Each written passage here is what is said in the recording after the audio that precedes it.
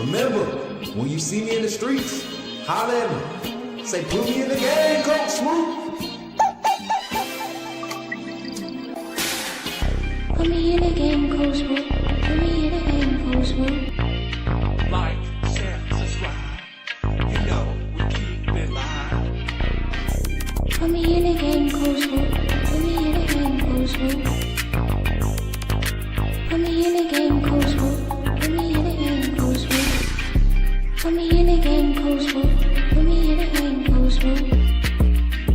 Put me in the game, Coach Smook. Put me in the game, Coach Smook. Like, share, subscribe. You know we keep it live.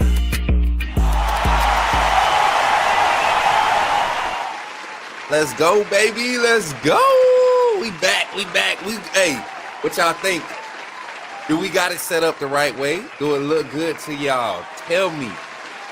I need to know right now. Run the likes up, chat.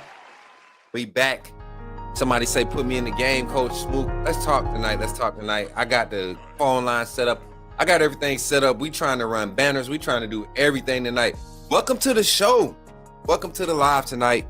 We just want to engage, let you all know that we're back in full swing. The month of March is kicking off a new season for the Coach Smook Network, but not just the Coach Smook Network. We got spring football coming around, Alabama football coverage. You'll be getting it here at a different level from the Coach Smook Network. Y'all, today has been an awesome day, and I'm ready to kick off this show tonight. Interactive call-in segment, 334-625-1121. The phone line should be active and open. We're actually just doing a live call-in. We got some topics of discussion to go through tonight. A lot of topics that been put in our shout out to one of our moderators, Megan. Been providing a lot of topics over the last few weeks. Different articles. On3 has been providing some good cover stories from transfer portal news all the way up into just your everyday happenings in college football with legislation, NIL.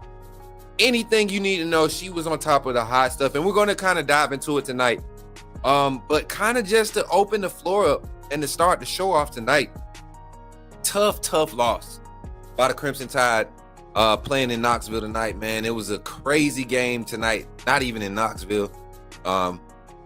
We were in Knoxville, right? Down in Rocky Top, wherever we were. We went to UT and took a tough loss, and tonight, we don't play the blame game here on the Coach Smook Network, very often. We do the accountability thing, right? And if we're being accountable, our coaching staff failed us tonight.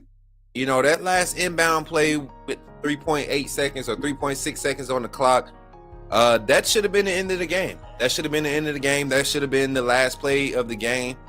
At least field it to where time runs out and you can't get 3 solid dribbles up the court and a clean three-pointer for the game winner. Man, that one hurt. I don't know if y'all seen the live reaction. As a matter of fact, let me see if I can pull it up. I'm gonna pull it up. Maybe we got it live now.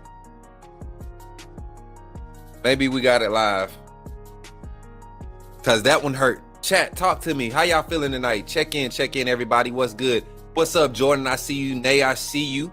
What's good, sis? Joseph, I see you in the chat. What's good? Roll Tide. Everything look good. Jordan, he said, what's good? Nice. Nate Oates is gone. I hope so. Tommy, there you go, Ben, with your fair weather energy. And shout out to Twitter, man. We got a lot of viewers on Twitter. If you're tapping in on Twitter, check us out on the YouTube side. Come and hit the subscribe button. We're almost at 3K subscribers. We didn't hit our 3K goal last month. We definitely exceeded our goal of 2.5K, but we definitely wanted to try to push for that 3K. Didn't get it, so we're still striving. We're still keeping our goals in front of us. 3K subscribers. Subscribing to the YouTube channel is absolutely free. So think about joining and supporting the channel. Tommy said, what? Nate Oates. Yeah, facts, man. This one of my buddies, I guess you can say, on Twitter, man. We get into spaces and yeah, football season is 10 times worse, Jordan. That fair weather energy be heavy around there in them Twitter spaces. I'm gonna tell you that right now. But we got a lot to talk about. Got a lot to talk about. Let me edit this. If you want to call in, Tommy, 334-625-1121. Phone line is open. Post game call in and reactions. Got it right now. Alabama suffering a close loss, like I said, that was one of those games, man, where the smallest margin of error could cost you the game, and we saw that literally unfold towards the end of the game. I will say this: the team did a lot better as far as turnovers. I know we still had double-digit turnovers, but the way that the turnovers affected the game, they weren't as effective as they would have been had this been a game where we weren't shooting well. So it kind of weighed out, but you still want to cut the turnovers. This is a team that when we're able to take care of the ball, we're able to create turnovers defensively, when we're able to keep our tempo, and you all saw how we struggled once again. I continue to say this. Alabama basketball has no half-court offensive sets. And we got our first call on the line. Let me get him answer this line. Call from Tommy. Yo, Tommy, what's up, man? You're in the game. Talk to me, man. Man, I'm gonna tell you this right now. If they don't get rid of Nate Oates, there's something wrong with this pitcher, dude. You think so? I mean, why would you go there and blow the leak and lose to Tennessee, and you had a chance to win the game and be a secure number 1 seed? Now you're a 2 seed, probably. From your point of view, Tommy, what would you have done from start to finish to change this game? If you had to give Coach Nate Oates a piece of your mind right now, just on this game alone, what would you say to him? I'm gonna tell you this for fact. Game one, I think we should have. I mean, I don't think that was. I think you can't put that on Nate Oates about that. But that 5-second call, Smook, that was not a 5-second call, bro. I don't care what they said. The referee screwed us out of that game somehow, some way. But do I think we'll bounce back and be mad and play Florida and beat Florida at home? Of course. They're going to be mad, and I hope they are when they come out. 100%. Because they need to win this one. And I don't know if you was able to catch my live stream. I was live while the last possessions were going down. I literally was calling timeout on the live, y'all. I was literally saying, do we have timeouts? I'm calling, I'm asking, I'm looking, because I'm not looking at the screen. I'm thinking real life ball. You know, I've coached, I've been an assistant coach on a high school basketball staff. So, you know, those are things that I, as an assistant coach, am thinking about. And even if my head coach isn't calling the timeout, we're getting a timeout call. Somebody's yelling timeout from the sideline, whether it's a player, that is something that I expect a collegiate team such as Alabama, a staff that Coach Nate Oates has put together, a team as much talent and experience as we have across the board, players and coaches alike. That's a play that you can't have against a team, like you said, on the road against a team like Tennessee, where you can call a timeout, get your 1A, 1B options ready for your actual play that you're going to try to win the game with. And then if it doesn't succeed, you go into overtime. But back to you, Tommy, I agree 100% with you. Use that timeout. We had 2 timeouts left. And just let me just add this too, Tommy. We weren't even in the bonus yet as far as fouls. Yeah. And we had a foul to give. There was some fouls. It should have been called on them players from Tennessee, like grabbing Mark Sears around the neck and legs and all that shit, dude. No, that's uncalled for, dude. 100%. And somebody in the chat just said this, and I said this too, Glenn.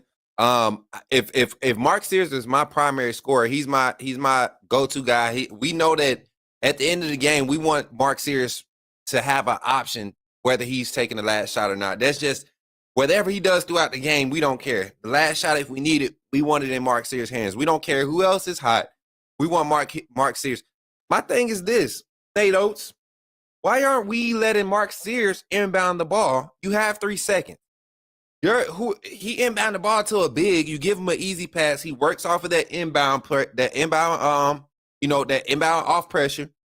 You know, he works himself into a corner 3, maybe a short corner 3, just off of where we took the ball out. I just feel like it was a total coaching failure in the moment where it counted the most, because we never had the game in hand, in my opinion. This was a tough game from start to finish.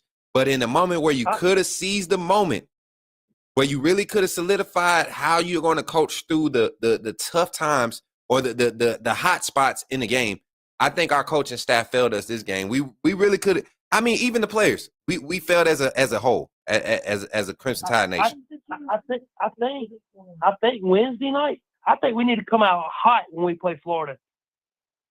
You got to, especially being at home. It's the last home game of the season, if I'm not mistaken, right?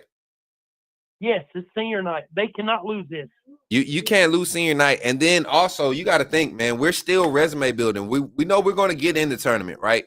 We know we're going to get in the tournament. But as you all have seen, conference tournament play doesn't really weigh on your NCAA tournament resume as much as it used to, right? Especially when you're in the SEC this year with possibly 13 teams getting the bid for the tournament. This team is seeding is more important this year than it was last year. So we need to win out. You got a chance to go and upset Florida, who's ranked higher than you, right? At home. Yep. And then you get to go against Auburn at Auburn, who's the number 1 team in the nation, to go and get that get back. We know once these two teams match up, all those statistics go out the window. We really got to dial in and take Auburn out early, kind of like we did with Tennessee earlier tonight. If you had to assess the game, Tommy, give me your overall assessment. Pass, taking the L. Give me some of your key pointers of what led to this game to even get to the point that it got to. For one, I think we played really aggressive ball today. For two, I think it's going to be better this week. I think they'll work on it in practice this week. They're going to have to get the shots. And the shots was falling. Mark Sears was hitting the threes. And on the other hand, Smook, he was cramping up too. And I was like, oh, man, I hope he's okay. And then when Grant Nelson got fouled and he laid on that ground, I thought he was not getting back up, man. I thought he was down for the count. I'm going to say this, man. There was a lot of bad calls missed on both sides. The officiating in the SEC, I was at the Alabama LSU women's game.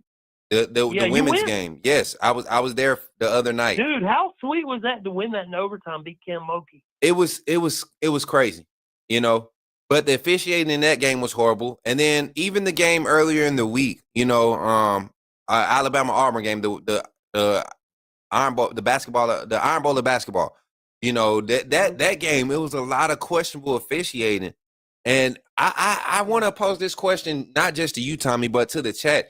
Do you think there should be some a yearly recertification process for officiating? Because right now I think they only have to recertify every 3 years or so. Or whenever rule changes, they come and get like a baseline what they call it, slideshow type training. Yeah. But I think officiating both in all sports across all leagues, collegiate, just need to be revamped and some reevaluation. And they need to open up the process to really get more prospects in there, because the game is evolving, but I feel like the referees are 3 and 4 steps behind, and then they're 10 steps ahead and making up things as they go. So what's your thoughts on the officiating in the SEC basketball? I think it needs to be different. I think if there's calls that need to be called, I think they need to be for different calls. But if it's a techno foul or a flagrant 2 or flagrant 1, they need to call it. I mean, it's crazy. But I think we'll be fine. I think we're going to bounce back smooth. They'll be ready to play Wednesday. We got to come out strong, get hot, and don't get behind the 8 ball and start hitting threes and making layups. 100%, Tommy, 100%, man. I appreciate you for calling in, my boy. I told you, man, you got to calm down sometimes. You can't be calling for coaches to be fired, man. Hey, think about this. I'm gonna highlight something before you get off the line. I think Alabama tonight had 12 turnovers. 12 turnovers total for the game, if I'm not mistaken, right? Yeah, it was 12. It was 12, and we lose to a top 5 team by 3 points, a last second shot. This team played a lot better than this loss looks compared to what we've played like when we've looked bad and almost won games. So a quality team like Tennessee to take a loss like this, 12 turnovers, I mean, total. We literally have against Ole Miss earlier in the season. I think we had 10 turnovers at half and ended the game with like 19. So this team I see the maturity happening. I think we put ourselves in good position. Tennessee did a good job taking care of the ball in the second half, but then they won that rebounding battle. So this Alabama team played a lot better than what this loss looks like. Being on the road, lost by 3, last second shot. I think, like you said, Wednesday we're gonna be looking just fine, man. Oh yeah, brother. All right. All Have right, a good man. night. Roll Tide, man. Appreciate you calling Roll in. Tide, brother. You're Yes, welcome, sir. brother. Bye. Hey, y'all. First call on the night. My guy Tommy checking in. Tommy calling in. That's one of my guys we rock with on Twitter. Post-game call-in reactions, y'all. It's not really post-game call-in reactions. We just kind of just talking hot topics on Alabama sports in general. Let me pull up the box score. The box score from the game tonight, y'all. Pull that up for y'all. I mean, quality scoring from the whole team, man. Everybody got active. I feel like you had everybody that played contributed in a positive way. It's just that those last few key possessions. It's a few key possessions, 1 or 2 possessions in each quarter that you have to be able to take advantage of. And I just don't think we took advantage of any of them tonight. You know, there was never a time where I felt like we were in trouble as far as, you know, being behind. But those 2 or 3 possessions in the second half where they got, you know, 4 second chance points off of in 2 possessions. They got 4 second chance points. You know, you look at the game, 4 points. We win the game if we just get the rebound, right? They don't show up in the moment, right? But at the end of the game, when you start going back and analyzing, those stats, those different parts of the game start to show up. So you just look at it, man. That's 4 points. And then our free throws, guys, they are called free throws for a reason. They are called free throws for a reason. 334-625-1121. Phone line is open. We're still going to open the line here about 12 more minutes. We're going to dive into this conversation and reacting to Alabama versus Tennessee. Alabama Crimson Tide taking a loss on tonight. Man, another top 10 matchup. And the funny part is that Alabama, we have another ranked matchup against a number 3 ranked Florida, I believe. They're number 3. And then we have a matchup against number 1 ranked Auburn. Next, the 8th. So that'll be next Saturday. And this Wednesday coming up, we have the matchup against Florida, which is another team that's, you know, they've been up and down, kind of shaky.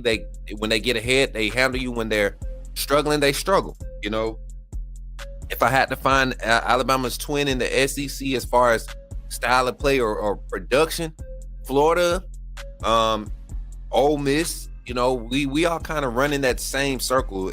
You live by your philosophy, you die by your philosophy, right? Excuse me, y'all got the hiccups all of a sudden. 334-625-1121. Hey, but that's that, man. I want to just commend the players on a well fought battle. The small errors is what got us that game. I don't think we got just beat. You know, they didn't just handle us. And that's what I wanted to see. I didn't want to see this team fall apart. It was times where the pressure was rising, right? And they kind of fought through it. They weathered through a couple of spots in that game, especially guys like Aiden Sherrill coming in, giving us big minutes, big man minutes when Cliff had to come out. Cliff played a solid game too. I think we didn't help him enough on help side defense. You know, we teach this concept called help the helper. You know, if your guy's the second pass away, you're the first guy to help, right? You're the first guy to help. And there was a couple times where Cliff was the second guy away, first guy to help. And he rolled over one time, especially that first couple possessions where they were kind of catching him off the switch and, you know, dishing it backdoor or, you know, catching him off the slip. You gotta sit there and watch how they were kind of formulated. I expect our experienced players, you got juniors and 4th year, 5th year seniors on this team, to be able to decipher these things and see these things evolve. Right? You see your team is scrambling. I love a scrambling defense. You may not get you may not force a lot of misses or more shots, but scrambling, it just creates the thought that there's something coming that's going to disrupt my motion or my timing of trying to score. And this team has to be bought into that for all 40 minutes of the game? Is it 48 minutes, 40 minutes of the game? So this is a test of these next 2 games will be a test for this team to really continue to build on that maturity in those big game situations. But that's that. Alabama 76, Tennessee 79. I don't think we fall in the rankings or anything like that. I think this is a game you lose to a quality ranked team. 12-4 in conference. We got conference tournament. We're not going to win. Auburn locked up the regular season title. We still can go and win the SEC. The goal here now is just to finish strong, win one of the next two, or go 2-0.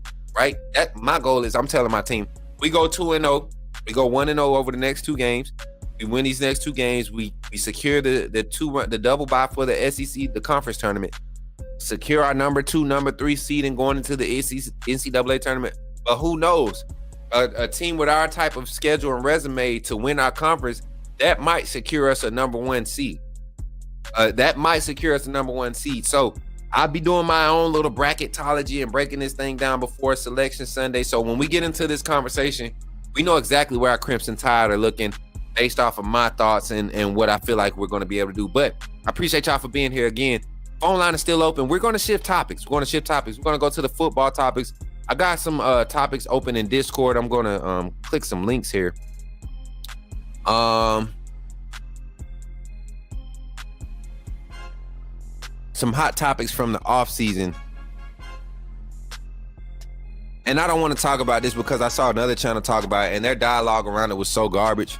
I don't even care to divulge it. I see a lot of people having some quality dialogue around, possible spring games being canceled. Or spring games being canceled. Alabama just came out and made it known that we won't be canceling ours. Now what is reported as far as Alabama spring ball, there will be a new format possibly presented this year. Last year there was a format presented to where the defense, it was offense versus defense, and the defense had their own scoring scale, right? Their scoring system, create a turnover downs, interception was a certain amount of points, sack was a point. Like, they had their own point scale. Well, this year they're looking at it, possibly looking at a different format, something a little bit more traditional is what I'm hearing. But it keeps us in good position not to be losing guys, still keeping the physicality, the ability, the opportunity for guys to showcase live, like, skill play or gameplay actions and reactions, right? But definitely looking to keep your roster healthy. It's been important through all the time, but it's even more important now when you talk about how the portal is continuing to change and things are beginning to change around the portal. Guys' mindsets and how they're carrying themselves throughout practices and conditioning and what they call it, treatment and rehab and things of that nature is going to play a heavier part with NIL being a factor now. Guys are really trying to find the value in everything that they do, right? So how do you create value in the spring game, right? How do you create value? Well, I've always had this idea, and let's have this conversation on this aspect, because we've seen everybody, all the other panels gripe and complain about the possibility of these spring games being postponed. What I want to do is I want to talk about possible solutions. What do you do to possibly hold on, y'all. I gotta create one. Here we go. Make spring games great again. Oh man. Make spring games great again. Y'all remember the spring games was like a highlight. It was kind of like the preseason for the preseason, right? It just the hype around the need to know and the more speculation and storylines it created, even before the social media era, before the digital era. You can get your local papers if you lived in the state of Alabama, if you lived in the state of Georgia, or your state's universities. You were in that university. Auburn, Alabama is in every major newspaper, every local newspaper, right? Now we have access to the point where guys like myself, people like myself in this profession, can provide you like some insightful, stories around the spring ball storylines or the spring ball competitions that may arise, right? So I look at it, and that's become stale. So how, as an organization, as a league, can we see the college football game start to create value for spring games? How do we make spring games great again? Well, here's a Coach Smook solution, and I'm gonna put it to y'all like this. And I'm gonna say this. I've said this for a while.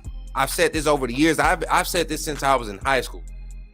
I think the easy way that you make spring football games valuable, say for instance, there's we have Alabama versus Florida State to kick off next season, right? Why aren't we running jamboree control style scrimmage against an ACC opponent like the NFL does? Cross program practices, right? Let's say for instance you got the University of Alabama practicing, and then there's University of North Alabama right up the road. Let's go scrimmage these guys. Let's go do 3 days of practice where we just cross-train, work scheme against scheme, right? I believe a system like that would not only can we contribute and replace, instead of doing in-season games where you need to be building your strength of schedule, you're going to take your jamboree games and you allow your 2s, your 3s, and your 4s to get 40, 50 plus snaps against other competition, quality competition at that, right? And then also you get an opportunity to create a evaluation platform for kids that are possibly at JUCO level, D1 AA level, D2, D3. Like, you can go and do that in the spring. Recruiting is year round. You can get recruits in early. They get a chance to get out and actually get put in the locker room, put in the film room, get taught schemes and phases of your playbooks and your philosophies, and actually get out there in real time and apply it. And there's not necessarily a pecking order or rep count, because you're trying to limit injuries. You open it up to be more natural and create an even more competitive environment. Now, a lot of people laugh and say, oh, you saying Alabama go scrimmage University of North Alabama? You know how many kids at University of North Alabama would take an opportunity at a scrimmage to go out there and shine against these 5-star and 4-star recruits at the University of Alabama? It's going to be filmed, televised, recorded some type of way.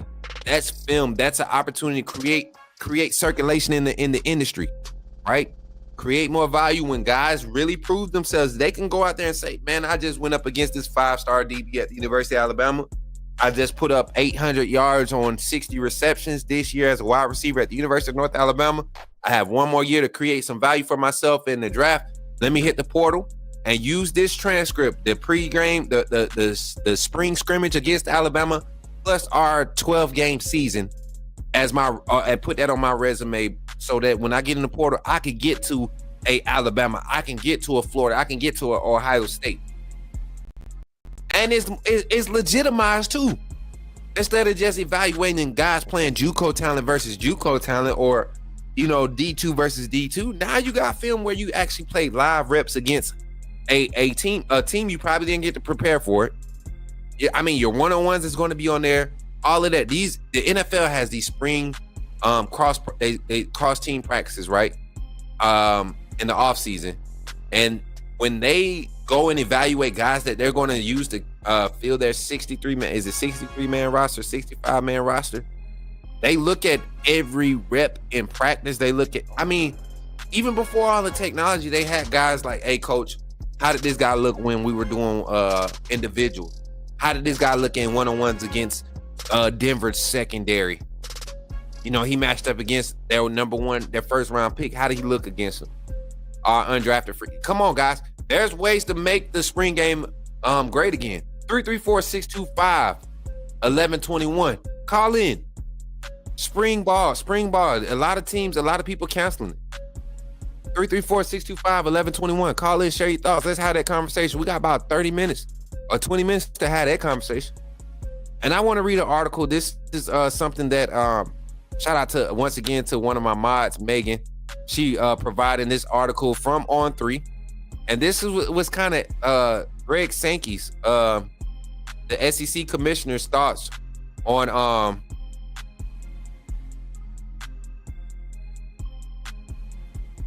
on representing not necessarily just spring games and things of that, but just how rankings and all of that. This article was talking about, and I'm going to pull this up, this little snippet of it.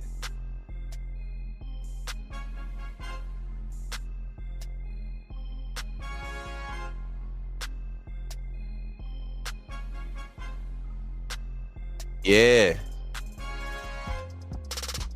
I can't remember which article it was,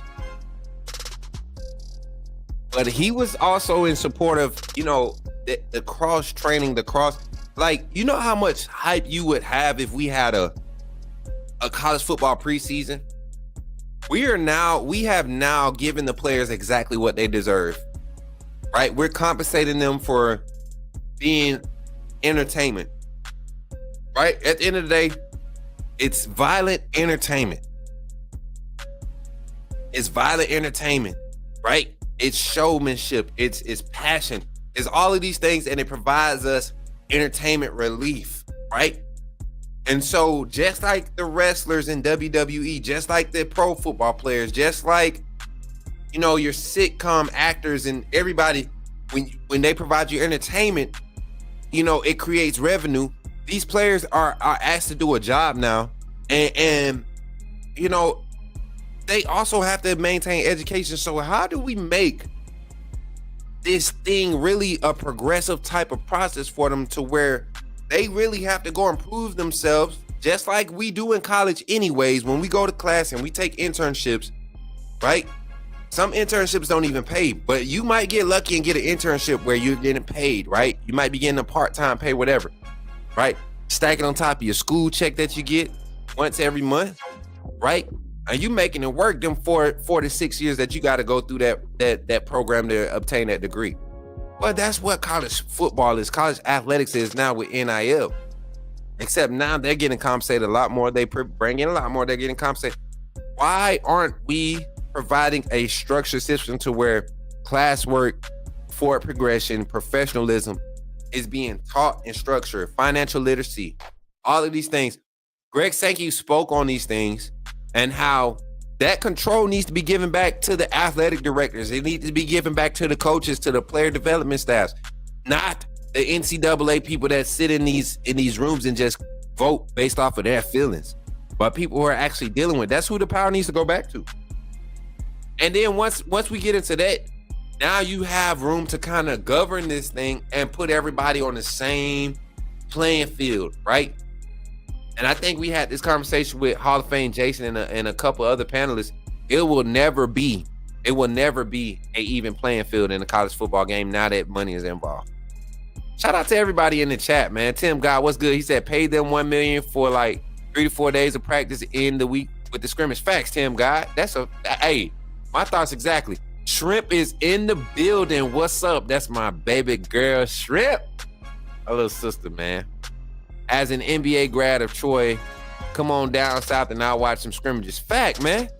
Facts. Imagine a solid scrimmage. Let's say Troy versus, you can't go in conference. You can't. And I will say this. There has to be some type of criteria to where the stipulations and everything, the demographics, all of that needs to make sense for these spring games. I don't want to see Ohio State playing ICDC College for their spring game. Like if Ohio State went across country, right, and played Fresno State, right? I think that's a solid spring game. Alabama versus Oregon State. Alabama versus like quality teams matching up. Power 5. Alabama versus Colorado. Make it hype. Coach Prime versus Coach DeBoer. Like create revenue around it. Or if you're really trying to keep it state, I think you can keep it region centered, right? Take Georgia and go play Georgia State. Take Georgia and go play Albany. Take Georgia and go, you get what I'm saying? Take Alabama and go play Troy. Take Alabama and go play Wallace Community College. Take Alabama and come down the street on Atlanta Highway and play Faulkner University, right? We kind of know what to expect, but you give an opportunity for the unexpected. imagine a team like Alabama coming down off of Atlanta Highway in Montgomery, Alabama, and losing a scrimmage. Not a real game, but a scrimmage, a jamboree game, a spring game to Faulkner University, 24-21, right? And let's say the insiders from that game say, and the game ended with Ty Simpson on the field for Alabama's offense. And we lost 24-21. Imagine the type of storylines and media traction that could bring coming into the season to kick off against Florida State.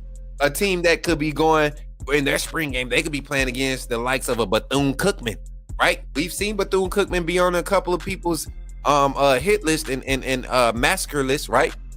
Victim list. But that would create a certain buzz around the game of college football that would attract new attention.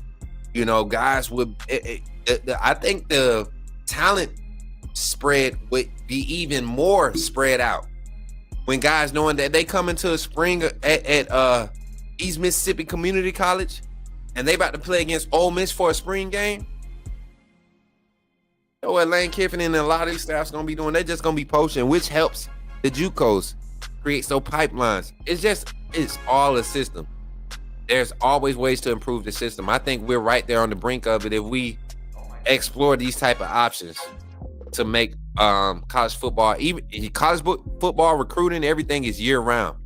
Why not create value in it? Shout out to all the viewers on Facebook, man. If you're tapping in on Facebook, hit the thumbs up button, hit a reaction, like the stream, but also come tap in on my YouTube page. We're live at Coach Smook on YouTube right now. And if you're on Twitter, come check me out on YouTube. Subscribe to the channel. It's free to subscribe to the YouTube channel. Come over to the YouTube channel, subscribe. It's free. We're on our way to 4K subscribers, chat. On our way to 4K subscribers.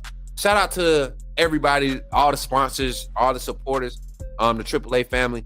As we shift topics again, I told y'all I ain't going nowhere. I'm trying to go at least till 9:15, 9:30 to give y'all a chance to call in. I don't know. Could y'all hear Tommy on the phone line real good? That's really why we wanted to do the call-in show. We wanted to get some good audio checks. I wanted to make sure the mic setting was good. Let me know, does the lighting look good? I'm using, what's crazy is, y'all, I'm about to show y'all something. Don't laugh. Don't laugh. I'm about to show y'all something. Let me see. Hold up. Let me get off screen real quick, y'all.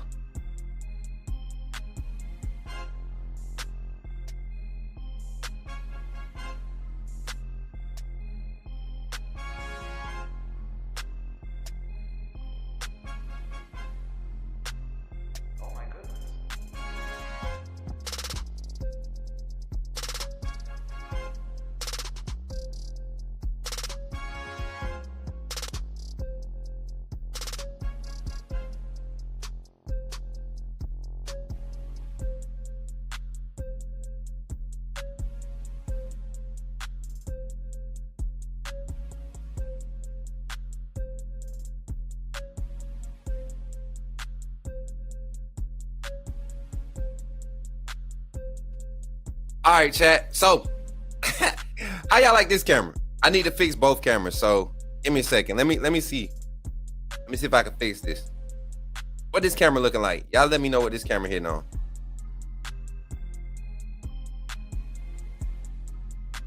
What this camera hitting on, chat? Is we bugging? Is we bugging? Is we bugging? I gotta fade the green screen, chat.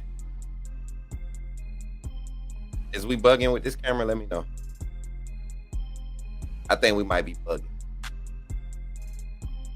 I think we might be bugging with this camera, chat. Give me thumbs up, thumbs down. Ever seen the 80s movie Tron? That I don't think so. I don't think so. I'm gonna go back to the other camera, chat. I ain't feeling this camera.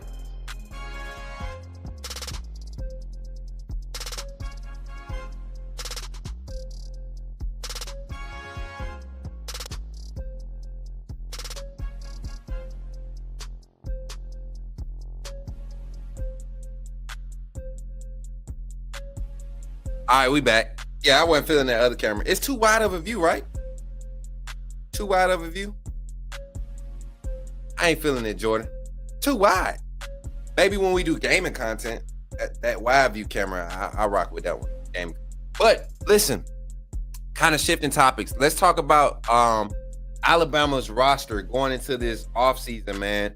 The football roster going into spring. My brother Brody made a full list, and I want to kind of break it down at a few key spots before we get out of here tonight. We got about 15 more minutes before we end the live.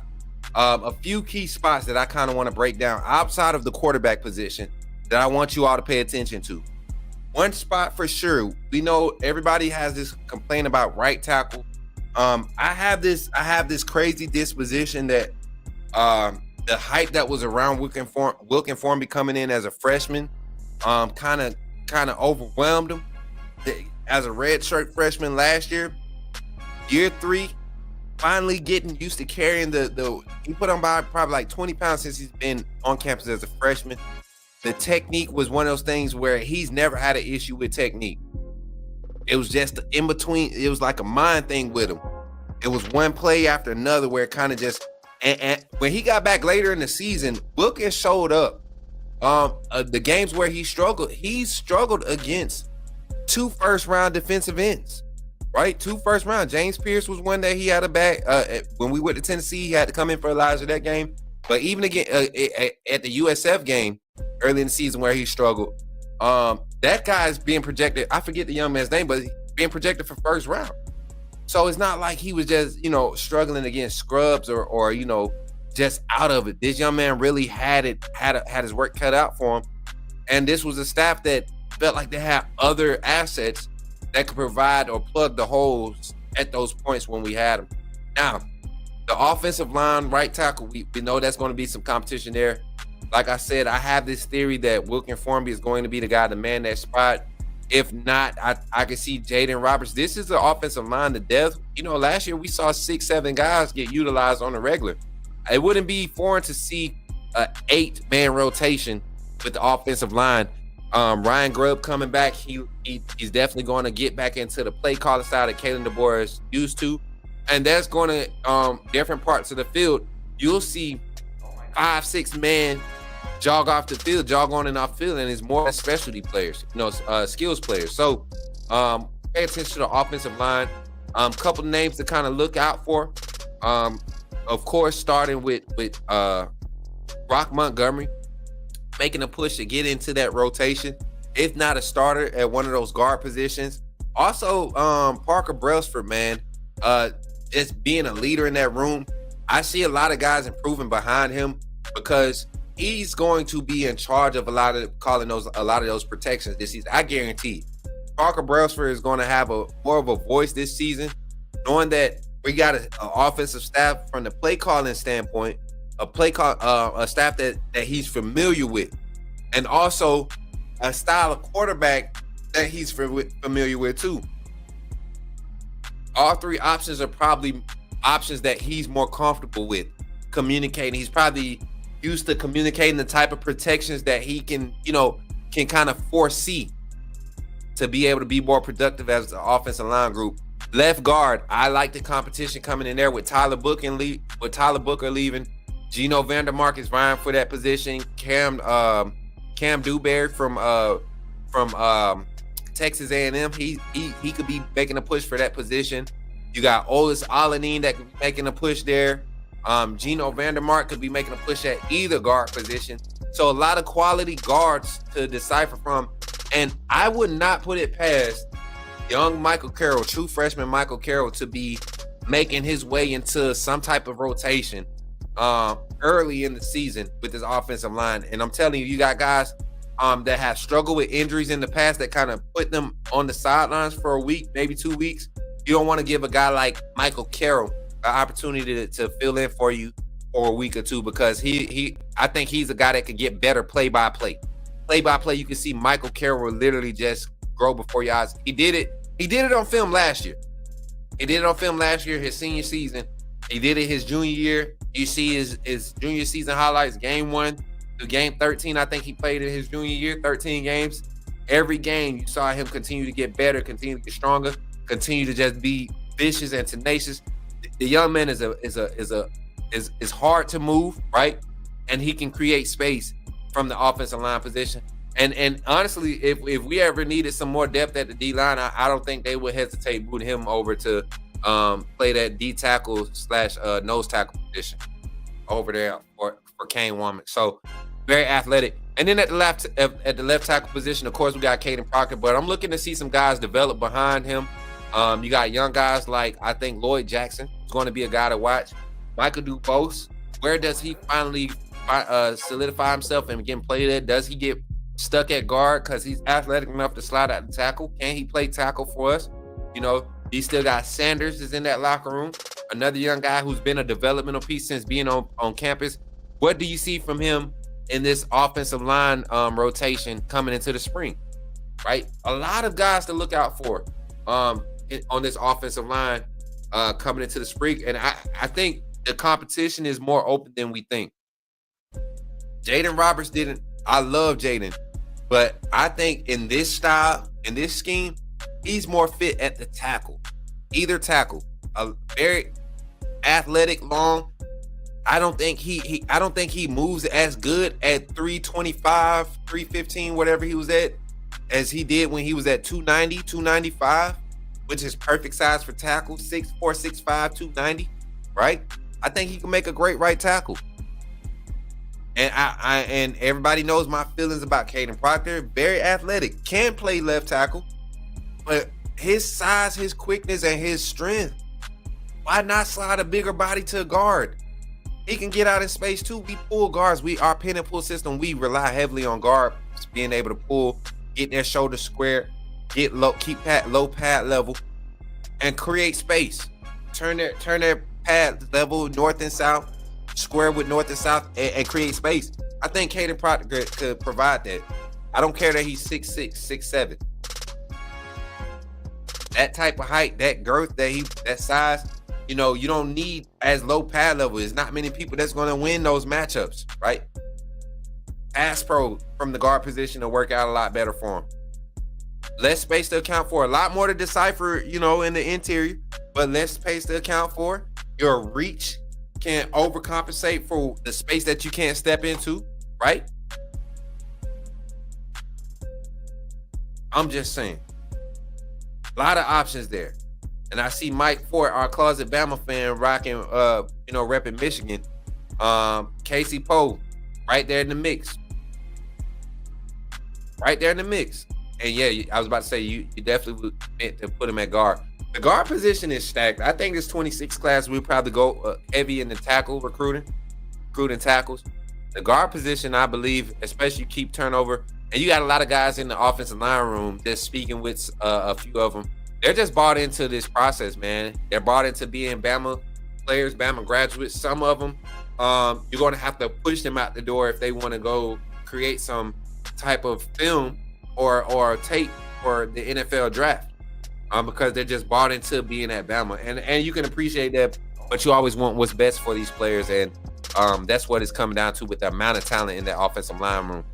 Let's jump to the other side of the ball. I don't want to just give out everything that I'm kind of just, I'm telling y'all to watch offensive line because there's going to be interesting stories coming from that group. I can guarantee it. Secondly, let's flip to the defensive side. A lot of people are excited about the linebacker room, the amount of talent that's coming. There's a lot of talent in that room, but we don't have as much experience in Kane Womack's system as I thought we would bring back. Even with Deontay Lawson coming back, Deontay Lawson struggled mightily throughout the whole season. He showed spots where he would, show sparks where he was there, but he struggled a lot. And I think him having to rehab in this offseason, I think we might see an opportunity. I say I think because that's the right thing to say, right? I think we might see a lot of opportunities, not just from our transfers, but there's some young guys in that inside linebacker room that I think are going to be vying for some quality rotational fourth man, fifth man competition type reps. I think there'll be a solid 3-man rotation with Kane Womack on the inside linebacker room. As far as your Mike and your Will linebackers in that defense, I think there'll be a quality 3-man rotation there with Jefferson, Lawson, and the gentleman that just came from Colorado, Green. But I think there will be one or two young guys, you know, whether it be QB Reese, whether it be Caden Jones. I also see the likes of maybe AJ Sanders, right? Of the three, I was hype. Everybody's been hype on Duke Johnson and Luke Metz. Love those guys. But I think when it comes to guys that have been in systems that can correlate to what Alabama's going to do, and all three of these linebackers, those three freshmen that I mentioned, to me, they have the same type of output. They put out the same skill sets. I think maybe you give Luke Metz the range and coverage, the diversity, right? To be able to play in multiple spots at the linebacker position and give you the same quality. I think Duke is more of your run feel behind the line of scrimmage, decipher the run game type inside linebacker if that's where you're going to play him. Get to the quarterback on your 5-man stunts where you're sending the inside guy, right? Get him in there. And AJ is just your IQ guy. You're going to get balanced. You're never going to get too high or too low from AJ. And guys like that tend to thrive at the collegiate level. They get in the film room and they retain knowledge a lot faster and they process it and it turns over onto the field. So when you got three options like that, you kind of just want to mix them in moderately, right? And you rely on your veteran guys. Justin Jefferson, who's coming into that fifth year, that JUCO fifth year rule came in handy for him. I still think Justin Jefferson would have graded out great at the combine today. If he had went to the combine and had been at the combine today, I think he would have graded out just fine. I think he would have probably went 4th round, 3rd round, 4th, maybe 5th round. He would have made a roster, Justin Jefferson, but him coming back is definitely cool. Jordan Kane, what's good, man? Good to see you in the chat, man. I told you. Oh, yeah, and I almost forgot, man. Let me put this, shout out to Zach, man. Shout out to Zach for being a co-sponsor on tonight's stream, y'all. Zach sent a direct dono earlier during the mobile live stream, and I just wanted to make sure that we acknowledge him for doing that, man. I appreciate you, Zach. I didn't see him in the chat. He probably in the bed after that game, man. But yeah, I really think this linebacker core will if we can stay healthy, if we can continue to develop in this system, which towards the end of the season, Alabama's defense was not the problem. Alabama's defense was not the problem. I think we saw a offense peak at a level and the defense continue to grow.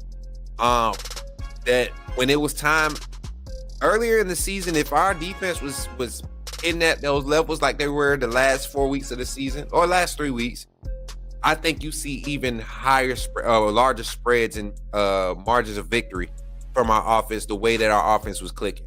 It was once we started putting film out there and guys started developing tendencies and we started seeing that a lot of all that new age happy stuff just wasn't going to cut it, right? Y'all remember the fake jump shot on the fake screenplay? Y'all remember that? Y'all see we didn't see that no more the rest of the season, right? And so I think Kalen DeBoer allowed trial and error to run its course. And this season coming into spring, you got an opportunity to see a lot of young guys in that inside linebacker room because of those type of happenings, not just that incidents, but those type of things playing out and then Alabama falling short and then getting rid of a lot of guys that are still kind of trying to carry that old mantra of the Bama standard, getting rid of those, allowing those guys to transition if they wanted to, and then really turning the page in your philosophy. You solidified your offensive staff, solidified your defensive staff by slimming down, cutting a little bit, getting less guys, less talking heads in the room. Because Kane Womack, I believe, is going to, play calling wise, this year, he's really going to dial it up. Moving Coach Sherrill over to help with the linebackers is going to open that up tremendously. You got a talking head. You got a defensive mind in Mo on the back end, in your secondary help you, and you got a guy like Freddie Roach on the front having their input, and you got guys like Jamie Mosley, Matt Sherrill, and Coach Jones assisting those guys. Staff looks good. Guys like Luke Metz, AJ Sanders, and Duke Johnson, Dale Johnson. Be on the lookout for them to get some some quality rotational reps, not just in the spring, but also coming into the fall. Especially if Lawson doesn't practice during the spring, I think that's going to be huge for guys in the inside linebacker room. But not just those guys. I think there's some red shirt freshmen and true freshmen that in the secondary that are going to get opportunities too. But we're not going to dive into that conversation. We're going to end the night with that. I had a whole hour stream. For the last 3 minutes, let me know what the quality of the stream was as far as connectivity, audio, and everything, chat. I know this isn't the normal way we run our show. I just had to get this done before we kick off next week because we come in hot and heavy with all the Bama coverage and content. Media availability has been put out. I'm ready to get active. I got some business to handle. My boy said a 9.5 out of 10. Bet. Easy fix. I know exactly what I need to fix too. I know exactly what I need to fix. My boy said 9.5 out of 10. You gave me a 9.5 because I called you a closet Bama fan, huh? I ain't tripping. I ain't got to be perfect. Let me stop. I appreciate y'all for real though for pulling up tonight. We got 85 total in the chat, 73 on Twitter, 11 on YouTube, 1 still hanging around on Facebook.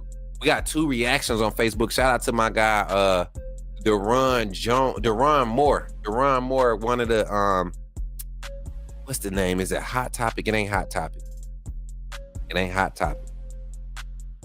It might be Hot Topic Sports. It might be that. My apologies, Deron, man. Shout out to you, man. He does a lot of coverage in the Tri-City area where I'm from. We've done a couple of, exchanges and collabs.